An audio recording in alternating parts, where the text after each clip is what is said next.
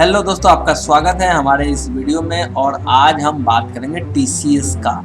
TCS के अभी result आए हैं इस क्वार्टर के, जो अभी 30 सितंबर जो सेकेंड क्वार्टर है, इसके रिजल्ट आज आ चुके हैं और पिछले क्वार्टर से अच्छा प्रॉफिट हुआ है। कंप्लीट एनालिसिस करेंगे, फंडामेंटल एंड टेक्निकल क्या करना चाहिए ये भी मैं अपना व्यू दूंगा।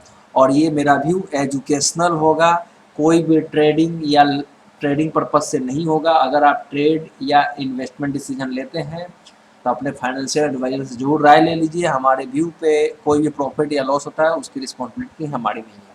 तो हम सबसे पहले टीसीएस के इस क्वार्टर का रिजल्ट देखेंगे। रिजल्ट अच्छे आए हैं और एक्सपेक्टेड लाइन क्या था ये हमें नहीं पता, लेकिन रिजल्ट 4% के हिसाब से ग्रोथ, क्वार्टर दर क्वार्टर के हिसाब से ग्रोथ होना चाहिए, वो हुआ है। और एक्सपेंसेस देखेंगे, एक्सपेंसेस के बाद जो प्रॉफिट है, प्रॉफिट आफ्टर टैक्स 7,500 करोड़ का प्रॉफिट हुआ है। और ईपीएस बढ़ करके जो ईपीएस बढ़ करके लगभग पिछले क्वार्टर जो 18 रुपये 68 पैसे था वो 1 रुपया और ऐड हो गया है, मीन्स 19 रुपये 93 पैसे लगभग। और डिविडेंड भी कंपनी ने डिविडेंड भी डिक्लेयर किया है, 12 रुपये पर शेयर के हिसाब से डिविडेंड देगा। पिछले क्वार्टर में इसने डिविडेंड जो दिए थे 5 रुपये दिए थे और इस क्वार्टर में 12 रुपये प्रति शेयर के दर से डिविडेंड देगा। और इस कंपनी ने किया क्या है, लगभग 41,000 करोड़ का सेल्स हुआ है और एक्सपेंसेस जो हुआ है 29,000 करोड़ का। ओवरऑल जो प्रॉफिट है 11,000 करोड़ का और टैक्स वैक्स काट के जो टोटल प्रॉफिट हुआ है वो 7,500 करोड़ का हुआ है। और इस कंपनी ने 1,600 करोड़ का अपना बाईबैक ऑफर भी लाया है 3,000 के बेस पे। 3,000 के लेवल से प्रति शेयर लगभग 1.25% शेयर बाईबैक करेगा कंपनी। 2017 में भी बाईबैक आया था और इस बार भी आया है। अब क्या करना चाहिए, इस टेक्निकल हम एनालिसिस करेंगे। फंडामेंटल, आपको फंडामेंटल अगर पिछले क्वार्टर का रिजल्ट आप देखेंगे, ये हमारे पास डेटा एनालिसिस है। जो कोविड के कारण थोड़ा सा सेल्स इसमें कम हुआ था और जिस कारण से प्रॉफिट 38,000 करोड़ है पिछले क्वार्टर का। और इस क्वार्टर का लगभग प्रॉफिट आया है 40,000 करोड़। और सेल्स जो है 40,000 करोड़ प्रॉफिट हुआ है। और profit total sales 40,000 crore approximate sales हुआ है, अभी हमने जो सीट में देखा था। और ये सितंबर से सितंबर का कंपेयर करूंगा मैं, तो पिछले सितंबर में 38,977 करोड़ का सेल्स हुआ था। उसके अगेंस्ट इस बार 40,135 करोड़ का सेल्स हुआ है। तो ओवरऑल अगर देखा जाए तो रिजल्ट अच्छे हैं। प्रॉफिट भी 7,500 करोड़ का हुआ है। इस क्वार्टर में 7,000 करोड़ का प्रॉफिट हुआ है। पिछले क्वार्टर में 7,000 करोड़ का हुआ है, इस बार 75,000 करोड़ का प्रॉफिट हुआ है। और उसके इसकी जो टेक्निकल एनालिसिस है उस पर मैं बात करूंगा। सबसे पहले फंडामेंटल हमने ये देखा कि अच्छा है, और फंडामेंटल को हम अगर देखा जाए तो 32-33 के पी पे है, वैल्यूएशन अच्छा है। फंडामेंटल के तौर पे देखा जाए तो वैल्यूएशन अच्छा है, लेकिन टेक्निकल भी उसको जस्टिफाई करता है। लेकिन स्टॉक प्राइस पिछले दिनों अच्छा खासा राइज हुआ है, तो इस स्टॉक का इस महीने का टारगेट मुझे लगता है कि अचीव हो गया है।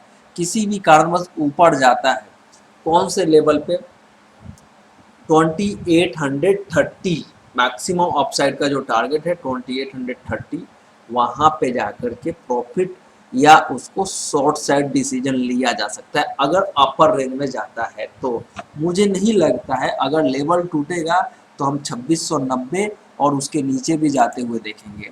इस महीने का जो टारगेट था वो हम ऑलमोस्ट अचीव कर गए हैं। इसका मतलब ये नहीं कि 3748 के ऊपर नहीं जाएगा, वो ये लेवल के ऊपर जाने के लिए एक बार 2600 के लेवल को भी छू सकता है। अभी स्टॉक ने क्या किया है, स्टॉक अच्छा खासा ऊपर निचले लेवल से अच्छा खासा रिट्रेसमेंट किया है और उस रिट्रेसमेंट का टारगेट जो ऊपर का टारगेट है 3748 का, आज उस लेवल को अचीव करके ऊपर भी गया था लेकिन सस्टेन नहीं किया, इसी के आसपास की क्लोजिंग हुई है। तो थोड़ी सी भी इसमें सिग्नल मिलता है डाउन साइड का, तो डाउन साइड का जो सिग्नल मिलता है तो और वो डाउन साइड का सिग्नल लगभग 2720 के नीचे की क्लोजिंग हो जाती है तो ये इजीली स्टॉक 2680 और उसके नीचे 2660 के नीचे सस्टेन कर जाता है तो 2600 और 2580 तक के लेवल देखे जा सकते हैं। तो अब बाई ऑन ह्यूमर और सेल ऑन न्यूज वाला जो इवेंट होता है, मुझे लगता है कि टीसीएस में टेक्निकल तौर पे यूज किया जा सकता है। लेकिन अगर किसी भी कारणवश अगर एक्सपेक्टेशन से थोड़ा सा भी ज़्यादा रिजल्ट आया, क्योंकि मैं न्यूज को ज़्यादा फॉलो नहीं करता, एक्सपेक्टेशन क्या था अदर्स मार्केट एक्सपर्ट का, फंडामेंटल एक्सपर्ट वालों का या मीडिया का, ये हमें नहीं पता। अगर एक्सपेक्टेशन से उनको ज़्यादा लग रहा होगा तो हो सकता है गैप अप खुले, तो गैप अप में भी प्रॉफिट बुकिंग किया जा सकता है। ये इस स्टॉक में ये 2840 2850 का एक मेजर रेजिस्टेंस है। वो रेजिस्टेंस मुझे नहीं लगता है कि अभी कटेगा। ये स्टॉक लॉन्ग टर्म के लिए अच्छा है, लेकिन इस प्राइस पे प्रॉफिट बुकिंग की जा सकती है और शॉर्ट के जो लेवल हमने डिस्कस किए, अगर वो लेवल आते हैं तो शॉर्ट भी किया जा सकता है। ये मेरा एजुकेशनल व्यू है। और इस महीने का जो टारगेट है, उस महीने के टारगेट को हम अचीव कर चुके हैं, सॉरी इस वीक का जो टारगेट है उसको अचीव कर चुके हैं और 2625 रुपये तक एक बार आए तो वहाँ पे एक बार जरूर देखना चाहिए, दोबारा से बाउंस बैक का तैयारी कर सकता है और उस केस में ये स्टॉक 2840 तक का भी सफ़र तय कर सकता है। बाकी थोड़ा सा अगर नीचे का ट्रेंड आता है तो 2-4 दिन इसको नीचे के सफ़र को तय करने के बाद ही फिर तेज़ी के बारे में सोचना चाहिए।